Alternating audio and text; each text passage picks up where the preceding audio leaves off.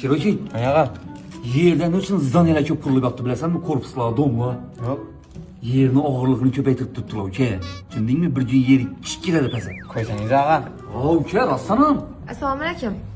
Ağa, klient geldi. Köp savol vermen yaşlıdan gap eshitmali. Özür dilerim ey. Aleyküm assalam abke. Adınız kim? Adım bilan ishingiz bor? Eshittirma etmang, o'zi bu köp savol beradi. Bey, Shirin adım. Neriz şiralisini. Şimdi video görmedim. Sizning adingiz kim? Tuva. Neresizlar? Men ham shuni video ko'rdim. iPhone kerak menga. iPhone'ni kim yaratganini bilasizmi?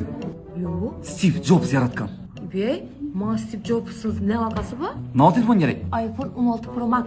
Shiroki, bir dana iPhone 16 Pro Max taklap kelgan. Bo'ldi ağa, bir ikki minta taxlayman. Shiroki iPhone'ni taxlayınca sizni mantiqiy savollar bilan qiynab tursam bo'ladimi? Bo'ladi.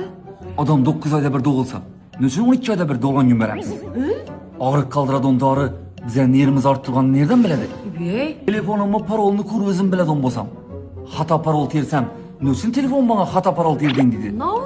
Setni ixtiro etgan odam setni chaligini nerdan bilgan? Men neden bileyim? iPhone'umu bering meni.